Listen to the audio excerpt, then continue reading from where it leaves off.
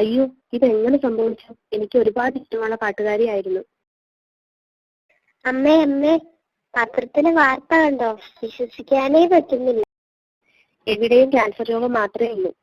ആ അസുഖം വന്ന അനുഭവിക്കേ വഴിയുള്ളൂ. മോനെ ഏതായാലും സ്കൂളിൽ പോകാൻ നോക്കാം.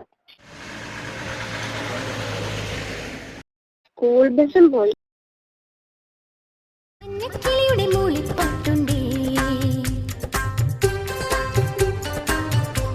മനസ്സിനുള്ളിൽ മാറിക്കാവടി ചിന്തും ചിന്തുണ്ടേ, മഞ്ഞക്കിളിയുടെ മൂളിപ്പാട്ടുണ്ടേ മനസ്സിനുള്ളിൽ. മാറിടാ, ഇന്നും സ്കൂൾ ബസ് കിട്ടിയില്ല അല്ലേ? ഞാൻ കൊണ്ടുപോവാം. ശരി ചേച്ചി, നമുക്ക് ഒരുമിച്ച് പോവാം. നമ്മുടെ രാധികാന്റി മരിച്ചതറിഞ്ഞില്ലേ? ക്യാൻസർ ആയിരുന്നെന്നാ. രാധികാന്റി മരിച്ചതറിഞ്ഞിട്ട് ആകെ ഒരു മൂഡ് ഓഫ്. ക്യാൻസർ രോഗികളെ എനിക്ക് സഹായിക്കണമെന്നുണ്ട്. പക്ഷേ ഞാൻ വെറും ഒരു സ്കൂൾ കുട്ടിയല്ലേ, എന്റെ കയ്യിൽ പൈസയൊന്നുമില്ലല്ലോ. ചേച്ചി, ഞാൻ അവരെ എങ്ങനെ സഹായിക്കും? ക്യാൻസർ രോഗികളെ 50 രൂപ മുടക്കി വേണമെങ്കിലും സഹായിക്കാമെന്നല്ലേ ചേച്ചി പറഞ്ഞത്? നീ ഒരു കാരുണ്യ ലോട്ടറി എടുക്ക്.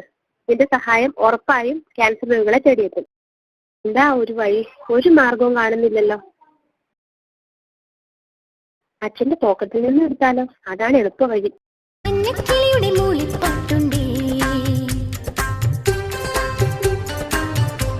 മനസ്സിനുള്ളിൽ മാറിക്കാവടി. മോനെ, നമ്മൾ പട്ടിണി കിടന്നാലും മറ്റുള്ളവരുടെ വക മോഷ്ടിക്കാൻ പാടില്ല കേട്ടോ.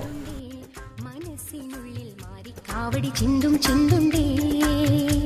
എന്റെ സമ്പാദ്യപ്പെട്ടിയിൽ വല്ലതും കാണുമോ ആവോ?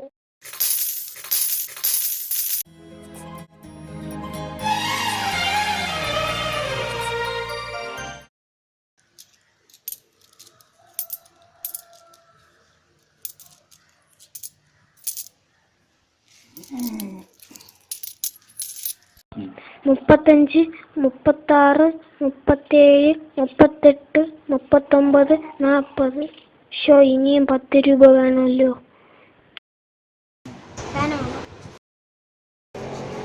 ഇതിന് എത്ര രൂപയാ?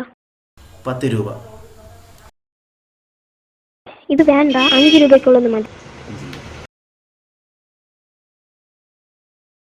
ഇതാ ബാക്കി 5 രൂപ മോനെ. അങ്ങനെ 5 രൂപ ലാഭിച്ചു. ഇനിയും 5 രൂപ വേണം. അതെന്താ വഴി?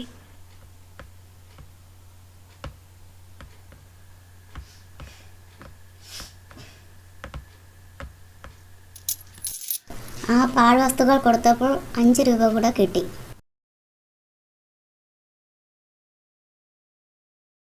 ചേട്ടാ, ഒരു കാരുണ്യ ലോട്ടറി വേണം. ഇത് 50 രൂപ.